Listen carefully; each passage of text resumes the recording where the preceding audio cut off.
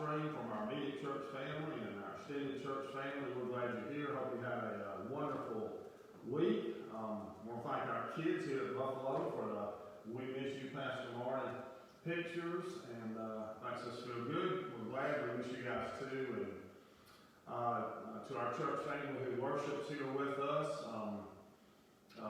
we're going to be meeting, the church leadership team meeting and making plans about how we're going to move forward when we'll be beginning again. And so if you are, make sure you look at our Buffalo Church page for any updates that will be on there.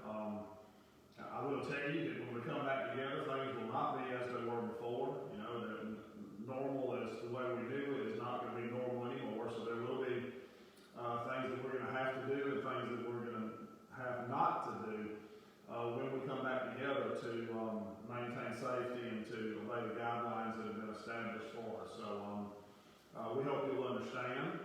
We'll be many of the same things that we're having to do when we're out in other areas right now. So we do want to protect not only ourselves but others who will worship with us in a confined space. So we'll be very careful. So be looking at our page for updates coming soon on that and our plans as we move forward.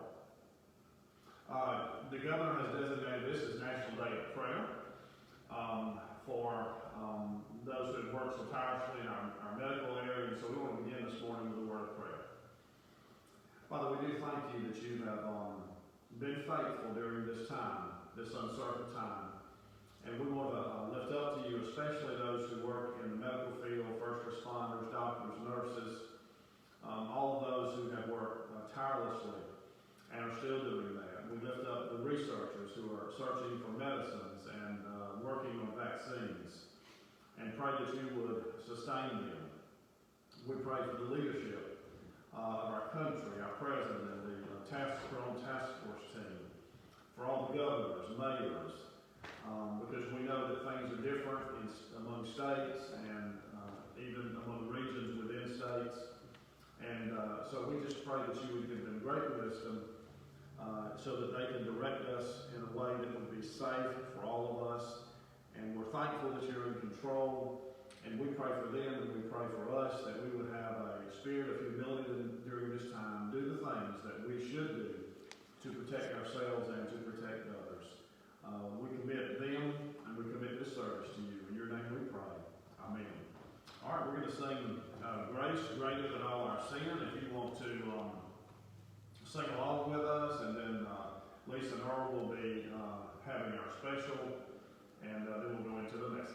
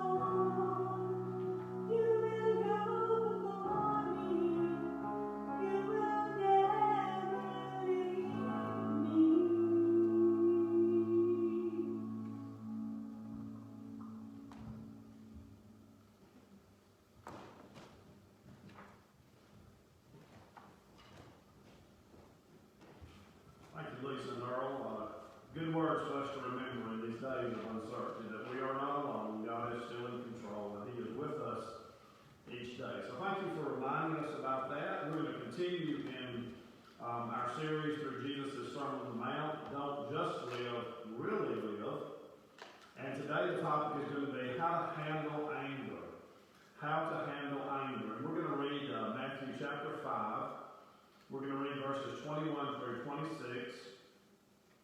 Now, and if you have a Bible that divides these sections up, you might see that the topic for this is murder, but it actually deals with anger. Matthew 5, 21 through 26. Jesus says, "You have heard that it was said to the people long ago, 'Do not murder, and anyone who murders will be subject to judgment. But I tell you that anyone who is angry with his brother will be subject to judgment. Again, anyone who says to his brother, Raka, is answerable to the Sanhedrin,'" which was the Jewish high court. "But anyone who says, 'You fool,' will be in danger of the fire of hell. Therefore, if you are offering your gift at the altar, and there remember that your brother has something against you, leave your gift there in front of the altar. First go and be reconciled to your brother, then come and offer your gift. who is taking you to court. Do it while you are still with him on the way, or he may hand you over to the judge, and the judge may hand you over to the officer, and you may be thrown into prison. I tell you the truth, you will not get out until you have paid the last penny. So I want to ask you this morning, how many of you listening have never been angry in your entire life? If I could see you, I probably would see no hands being raised, because all of us deal with this thing called anger. Let me ask you another question. How many of you have been taught along the way, maybe as a child, that anger was a sin? Or you've been told that it was wrong to get angry, so you should never be angry. Or you said that someone or something made you angry. That's a good one. Anger is an interesting part of our human nature. It's an interesting emotion that we have to deal with. It is also an emotion that's often misunderstood. So, if someone along the way told you that you should never be angry, or that anger is always a sin, then that wouldn't be true. Or if you have ever said that someone or something made you angry, that also is not true. Anger is an emotion that we have to deal with. It's very misunderstood, and it's often misused for evil rather than used to promote good or to change circumstances for the better. And so we'll talk about that a little bit this morning as we think about anger. Dr. S. McCormick in his book, None of These Diseases, wrote, "What a person eats is not as important as the bitter spirit, the hates, and the feelings of guilt that eat at him. A dose of baking soda in the stomach will never reach those acids that destroy body, mind, and soul."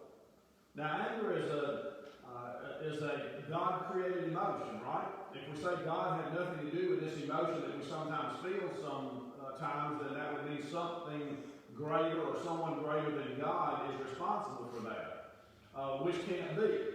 So anger is a human emotion, a God-created human emotion.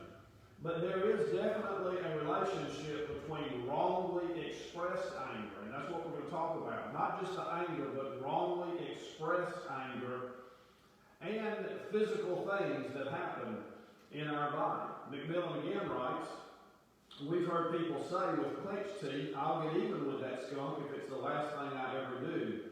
Too often it is exactly that." So wrongly expressed anger in our life is a very dangerous thing. It's not only destructive to us physically, it is also destructive in our relationship with God. It can cause us to unfairly judge other people. It can definitely cause rifts between us and other people. And it certainly can hinder, as we saw in the words that Jesus spoke, our ability to worship God. I will say that anger in and of itself is not a sin.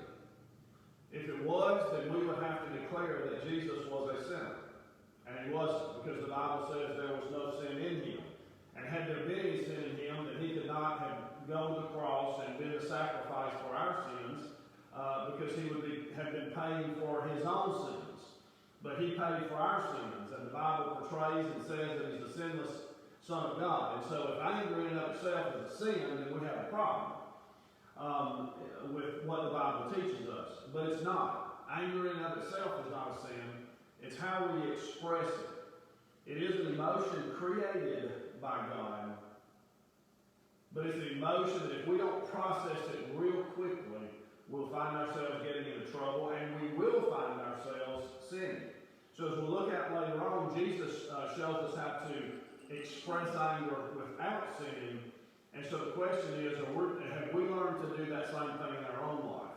When we get angry at someone or over some circumstance, does it lead us into sin, or does it lead us into actions that would correct those circumstances? Jesus got angry on at least 2 occasions when expelling people in the temple. You remember that the folks were there, many folks were coming from far away to bring sacrifices to the temple of God. So it makes sense, if they're 100 miles away, they're not going to want to drag a goat or a sheep or whatever that far. And so they just brought the money. And so there would be people there who would provide sacrifices for those who came from a long distance. Additionally, some of those folks would come with a currency that wasn't accepted there, and so they would have to do a money exchange. And so those who were there doing the money exchange, those were there who were selling the animals, took it as an opportunity to cheat those who were coming from a far distance. And the other thing, and so that made Jesus angry. And the other thing that made him angry is that they had set up shop in the court of the Gentiles. So this was an area where those who were non-Jews were allowed to worship, but since they were carrying out business there, it was preventing people, non-Jewish people, from worshiping God. Were those good reasons for Jesus, good things for Jesus to be angry about? Yes. But in addressing them, he did not sin. He simply turned their tables over and ran them out of the temple. There was nothing sinful in those actions. His anger led him to take actions that corrected a situation that was wrong. You remember that Jesus also was angered often by the religious leaders who had taken much of God's law and they had added to it, they had reinterpreted it, they had their traditions, they were teaching the people things that was not the way that God originally intended. In fact, that's what this whole Sermon on the Mount is about. Jesus saying, you have heard it said, but here's what I say. And so he was often angered by the religious leaders and what they told the people and what they required of the people, such as every time he would do something good on the Sabbath day, they would tell him that he had sinned by working on the Sabbath day, broke one of God's commandments, and he would say, so it's wrong to do something good on the Sabbath. If I heal somebody on the Sabbath, isn't that good? And that angered Jesus. So how we handle anger is important. It's not the emotion itself that we're dealing with right or wrong. Anger is just anger. It's just an emotion. It's what we do with it. It's how we handle it that determines whether we make something better, a set of circumstances better, or whether we find ourselves sinning against God. Now, the reasons that we get angry are numerous, aren't they? When I ask you, has anyone listening never been angry, you could probably think of many situations in your life when you've been angry and why it was that you got angry. If someone walks up to us and curses us out, it's probably going to make us mad, isn't it? Or if you find out someone is talking about you behind your back, gossiping about you behind your back, usually that we tend to get mad. I hate to use the word makes us angry because that cannot make us angry, but we choose to get angry. Or someone cheats us, or someone steals something from us, or lies about us, or our employer fires us or lays us off for no good reason, or you discover someone flirting with your spouse, or girlfriend, or boyfriend, or you're in a retail store and the person ahead of you has 30 coupons that they're trying to use and they haven't checked the expiration date on them, and it's bottling things up, or a pandemic comes along and alters our lifestyle. I mean, it changes not only, it changes church life. When churches begin meeting again, it's going to change how we've always done things. But it's changed our whole lives, hasn't it? It's changed what we do at the retail store. It's changed where we go, when we go, how we can go, and all of that. And some are just angered by that. Angered by a pandemic that has altered our way of life. Jesus gives an example in here of how the religious leaders taught that murder was avoided by obeying the sixth commandment, which said, thou shalt not murder. And so if you obey that command, then you're not guilty of it. But Jesus comes along and he says, now wait a minute. If you're angry enough with a person to call them a fool, he said, and that's not, the way way that we would use that sometimes, but it'd be a much deeper meaning than that. And he said that that's the same thing as murder. Because when we get angry and let it lead to some of the things that it leads to sometimes, then we take from others just like murder takes a life, right? We can take another person's dignity by what we say about them. We can murder another person's reputation by things that we say or things that we do against them. We can murder a person's emotional well-being by the way we act toward them. And so Jesus is saying that law that God gave, that command that God gave many, many years ago that said, do not murder, Jesus is saying it goes far beyond just taking someone's life. So Jesus deals with our inward character, things that are going on the inside. He's concerned with the heart. You know, a person may have intentions to go somewhere and kill someone for whatever reason. If something interferes with that and they don't get to carry out their dastardly deed, are they still not guilty of murder? According to Jesus, sure they are. Because in their heart and in their mind, that was their plan. The fact that something interfered with it and kept them from doing it doesn't change the fact that in their heart and in their mind, that was their intention. So let's think quickly this morning about how it is that we handle anger. The first way that we handle it is to admit it. To admit it. Now, that seems like a simple solution. But you think back to the times when you've been really angry over a set of circumstances or at someone. Was it easy for you to admit and say, I'm just angry? And did it really make any difference if you said that? So it seems like a simple solution, but it's not. And most of the time this anger, is over someone at someone else because of something that's happened. And it is a whole lot easier, much easier, to hold our emotions inside and nurture them than it is to admit things and let them go. It's much easier to deny that we have a problem, in this case anger, than it is to admit it and change. But when we do, when we hold it in, then it has the potential to harm us physically, emotionally, harm our relationship with other people. More importantly, harms our relationship with God. Those who have alcohol addictions, those who have drug addictions, when they seek help, what's the first thing that they have to do? Admit that they have a problem. Because those who will not admit that they have a problem will never seek out help. So, anger is the same thing. When we have an anger issue in our life, admitting it is the first step. Our sinful nature makes that very difficult for us to do. Pride gets in the way. So we tend to hold it inside rather than to admit it. But it has a very destructive nature, physically and otherwise. Another thing that it does when we fail to admit it is that it grieves God. Remember that the Bible teaches our bodies are spirits or temples of God's Spirit. And so to have that unhealthy emotion, an expression of anger within us, grieves God's Spirit, places us outside of the will of God, and keeps Him from being able to use us as He wants to do. So the cure for unjustifiable anger or wrongly expressed anger is just simply to admit it. Admit it to God, admit it to ourselves, and admit it to others. After all, we know, God knows, and most of the time others know. So we might as well admit it and get it out of the way. The second way that we handle anger is by correcting the injustice.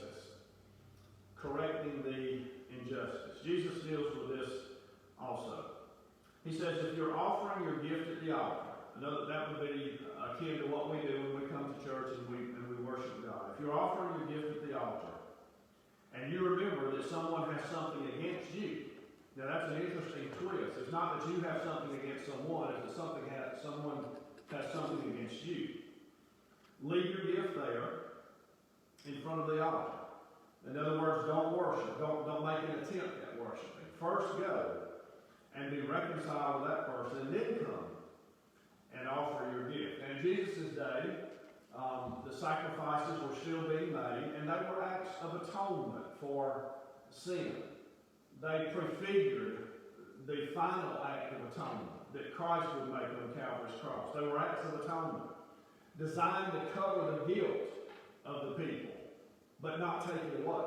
The sacrifice of Christ did that, took away the guilt. But the sacrifices prior to his sacrifice were designed to cover the guilt. They were not substitutes for making restitution with people that had been harmed by your anger, or that wrongly expressed anger had caused a rift between you and them. Often we try to do the same thing, right? We're not making the animal sacrifices or food sacrifices, but we come to God's house, or wherever it is that we are attempting to worship, and we try to worship God, but we hold on to unconfessed sin in our life. And in this case, it would be wrongly expressed anger. Or we try to clear our guilty conscience over this, how we have acted by religious acts, not reconciliation. Reconciliation is tough, isn't it?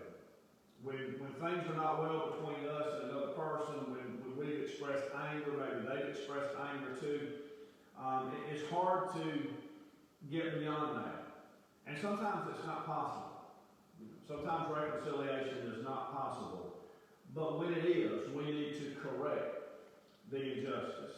The psalmist said, if I regard iniquity or sin in my heart, the Lord will not hear me. Catherine Marshall, in a book entitled A Man Called Peter, about her husband, tells of the time that she was informed when she had tuberculosis. And so she passed through a great crisis, and she wrote this. She said, through many days, I put down on paper all the things of which I was ashamed. Some of it I shared with my mother, some with Peter. That was her husband. To some people far away, I wrote letters asking their forgiveness for things that they had long since forgotten or never known about. It took me days to muster the courage to mail these letters, but she did, and she later made a miraculous recovery. We need to correct injustices when possible, and we need to do it quickly. Jesus addressed that also. He said, not only if you're coming to the altar to worship and you know someone has something against you, stop and go do it. But the verses after that, he says, settle matters quickly. Settle matters quickly with your adversary who is taking you to court. Do it while you are still with them on the way. Or they may hand you over to the judge, and the judge may hand you over to the officer, and you will be thrown into prison. So we need to correct the injustices quickly. We need to do it, and we need to do it quickly. But we also need to remember that when we make that effort, when we correct the injustice, that's not necessarily going to take the consequences away. I could have become so angry at someone over something that I murdered them. I could admit that. I could go to that person's family and express my sorrow, but I doubt very seriously the judge would erase my jail time. So correcting the injustice doesn't mean the consequences of wrongly expressed anger are going to go away. But we need to do it, because that presence of anger will damage our relationship. Now, how do I know that all anger is not a sin? One, because of how Jesus expressed it, but two, because of what Paul says in Ephesians 4:26. He says, be angry and sin not. And so that reminds us that we can be angry over circumstances that are wrong, or how people are being mistreated, as Jesus was. We can be angry and still act in a way that is not sin. But when we act in a wrong way that leads to sin and causes risk between us and others, we need to correct that injustice quickly. And then the third thing, not only admit it, not only correct the injustice, But the third thing is to ask God to transform our hearts, to ask God to transform our hearts. Normally, when someone does something wrong to us, creates circumstances that offend us or harm us in some way, and we become angry over that, the first thing that we have on our mind is what? Revenge. How can I get back at this person? How can I make their life as miserable as they have made mine? How can I hurt them as they have hurt me? And many crimes result out of that. Many crimes result out of that kind of attitude. You've heard the saying, hurting people do what? Hurt people. Hurting people. Hurt people. We want to inflict pain on the one who has caused us pain. And you can, if you watch a lot of movies particularly, look at the apps, go to the apps you normally watch movies on, or the stations, and look at those movies and see how many of them, somewhere in there, have that theme of revenge. Someone has done something, and so I'm going to get back at them. We forget the Bible says vengeance, God says in the Bible, vengeance is mine. It's His. And we don't often like the way He handles it, but vengeance belongs to Him, not us. Because when we do it, most of the time we're going to do it wrong. And it's going to lead us into sinful paths and sinful ways of acting. Rather, we should ask God to change our heart, to change our mind about this situation, this person, and to change our ambition, and to ask Him for wisdom. Yes, to admit, yes, I'm angry over this. Yes, I'm angry. But how do I need to respond so that it makes things better between me and this person? How do I need to respond so that it creates better circumstances for other people? We're in the history of our country just in itself, and how many times at various stages in our country when certain groups of people, their lives were miserable because of laws, because of how other people responded to them, and folks came along and leaders came along and they were angered by that, but they didn't go out and kill everybody necessarily that was making them mad or angry them. Rather, they tried to change laws, tried to change circumstances that would make it better. Those are the kind of ways that we respond with anger. Not through crime, not through acts of sin, but through working through legal manners and in godly ways to change circumstances that anger us. God will change us from within. And He'll help us to process that anger, even if it's with or against a person who's not going to respond to us in the same way. I've read that the only animal that a grizzly bear will allow near it is a skunk. For good reason, probably, right?